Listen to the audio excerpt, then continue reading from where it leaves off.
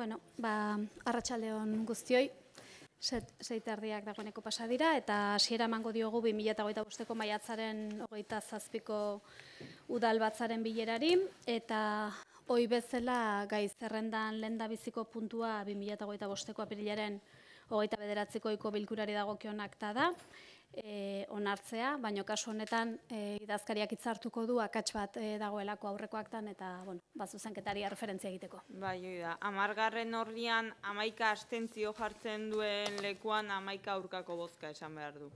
Eta aldaketa horrekin bozkatuko litzeke. Eragozpenik ez baldin badago eta aktaren... Sí, bueno, como le he indicado antes también, le había dicho que en la página 14, en la intervención que mantuviste, al final no les ha parecido relevante en un municipio como el suyo secundaría este luto, cuando se dijo que no era relevante porque se consideraba que era una entidad menor, que era lo que se dijo en la respuesta. Se lo he hecho llegar antes. Zakitza hitzein dezuen egia esan nahi noa. Nik soilik esan dut nahi izan da azkenen Errenteriko udaletxean bideoakta daukagula eta idatzizko formatoa mantentzen dela errege dekretuak habilitatuenak esaten duelako que tenemos la obligación de mantener un extracto en papel. Eta soilik papereko formato honek deskribapen soil bat jasotzen duela eta bideoakta ofizioala webgunean dagoela, eta hor dena dago. Bale, ezakita azalpenakin nahikoa daukazun, Antonio. Bueno, podría estar mejor definida, porque al final queda un poco desvirtuada, no es lo mismo una cosa que la otra. Bueno, hemen dena den jartzen du errelevantea, ez? Hemen jartzen du etzaile iruditu bere erakundea errelevantea zenik. ¿Ez? Hori da... No, relevante no.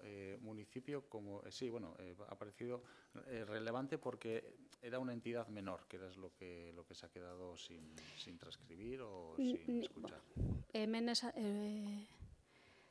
O sea, que fuera una entidad menor, ezakit begiratu inberko genuke bideoakta esaten dudan edo ez egiaztatzeko, baina nik esan nuen horretan identifikatuta ikusten duen nire burua, eta hemen da, etzaile iruditu bere erakundea relevantea zenik eta dolu horrekin bat egin behar zuenik.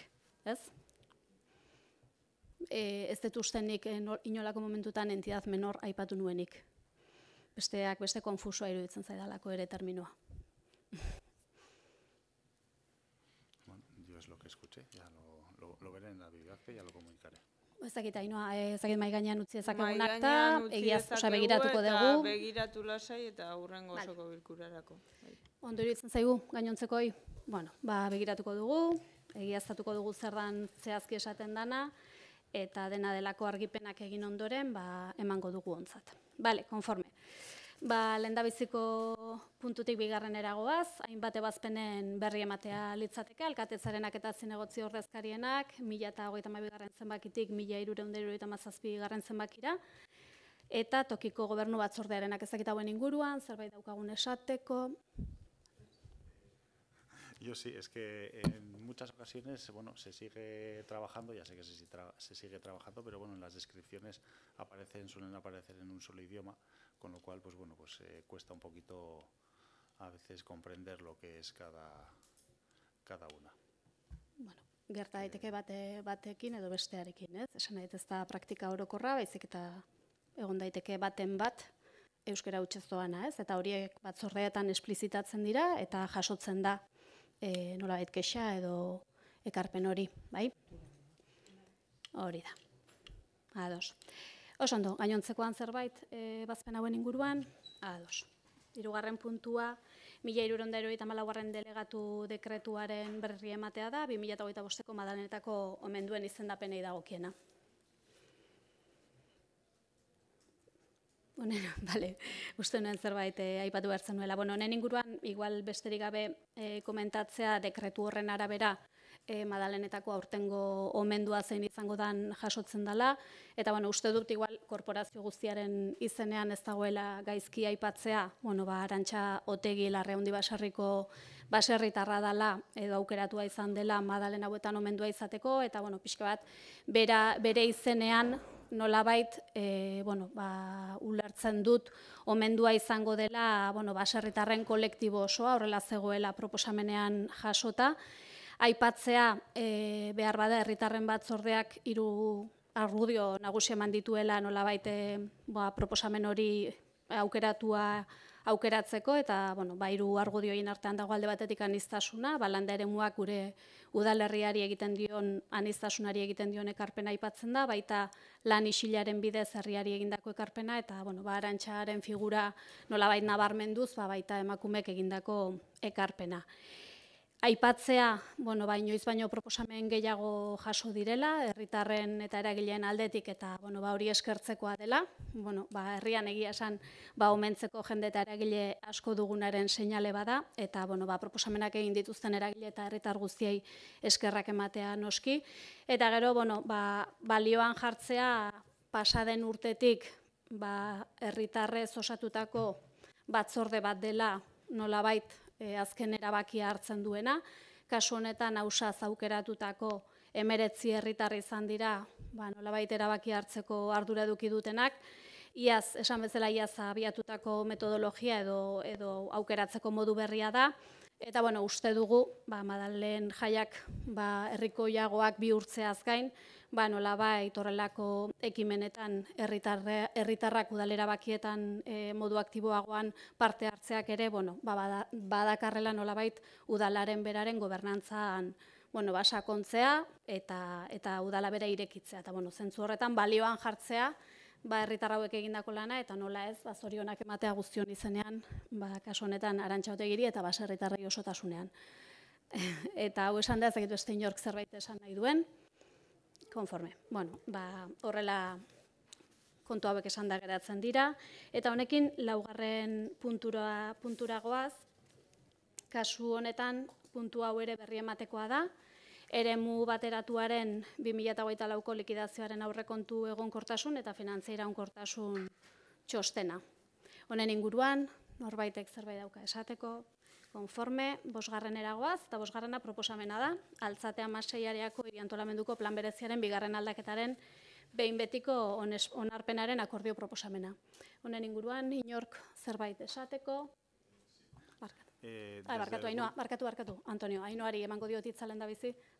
Izenpetu du hirigintzako zinegotzi delegatuak, onartzeko eskumena duen organoa udalbatzarra aurretik lurralde batzordearen diktamenarekin. Espedientea ikusita aplikatu beharreko legedian eskatutako baldintza guztia betetzen dira eta aholkulari juridikoak adostasuna eman dio. Hori horrela, hurrengo erabaki proposamena aurkezten zaio udalbatzarrari.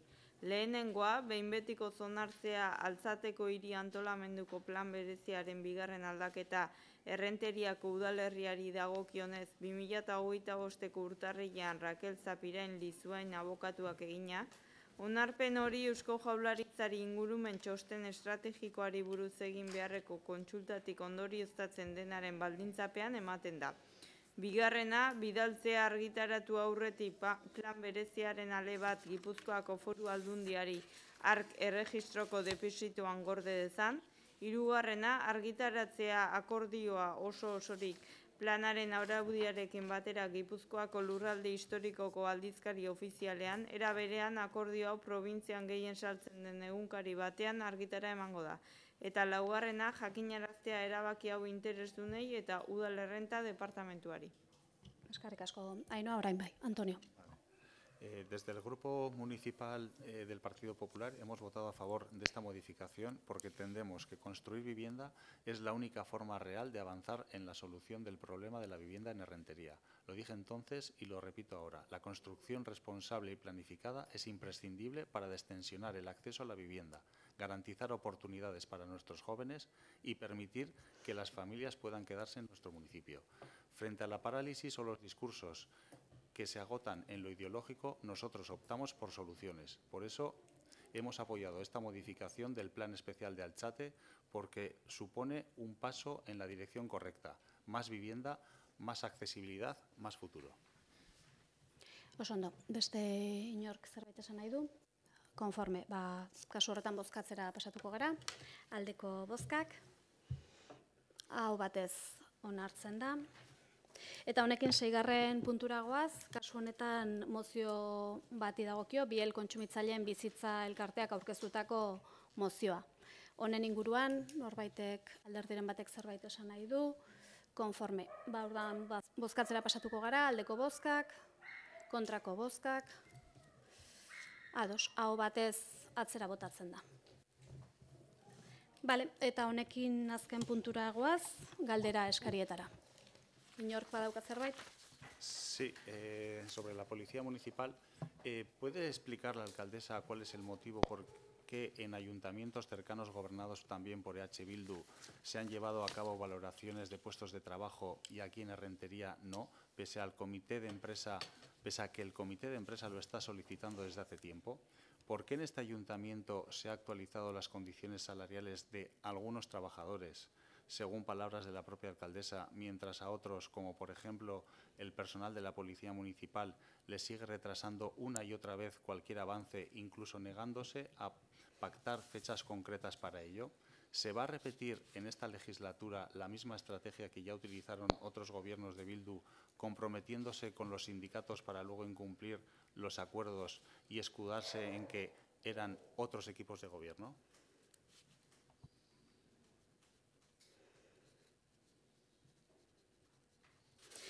Bueno, uste dut 3 galdera egin dituzula. Lehenengoari dagokionez, langileen balorazioaren inguruko udal gobernu talde honen konpromisoari dagokionez, uste dut langilei beraiei emandako erantzunean garbi adierazten dela gure posizio horren inguruan zein dan. Ondo iruditzen zaigu langileen balorazioa egitea, eta de hecho, konpromiso bat dagoeneko hartuta daukagu langileekin beraiekin, prozesu horri heltzeko eta langileekin, beraiekin edo sindikatuekin hobe esan da, beraiekin adostuta dagoena da 2026an prozesu horri heltzea, bai? Eta beraz uste dugu gure konpromisoa garbia dela eta uste dugu gainera hori konpromiso hori sindikatuekin batera hartutakoa den neurrian zilegitasun osoa daukala, epe horren zailegotea lanketari heltzeko. Beste konpromiso batzuk hartuta dauzkagulako hain justu 2025 urterako. Orduan, nik esango nuke konpromiso hartuta dagoela eta konpromiso hori bete egingo dugula, azken galderari erantzunez, gainontzeko konpromiso guztiak betetzen ditugun bezala. Guk hartzen ditugun konpromisoak bete egiten ditugu, ez diegu uko egiten eta ulertzen dut konpromisoren bat bete ez baldin badegu zein dan esan egin beharko litzatekela, ze bestela afirmazio hori edukiz ustuta geratzen da. Eta lanpostu batzuetan egin baldin badira moldaketak, hori da, azterketa zehatzak egin izan direlako, bai departamentu jakinenak eta bai lanpostu jakinenak. Eta uste dut justu aipatu duzun departamentuan egin direla lanpostuen balorazioak eta egin direla egokitzapenak eta ez dela justu departamentu bat era horretako erabakiak bizi izan ez dituena. Uste dut galderak erantzunda geratzen direla, ez dakit beste galderarik daukazun, Antonio, bestela nere aldetik, ez daukazu besterik, ados. Eskerrik asko, honekin bukatuzat emango dugu, eskerrik asko.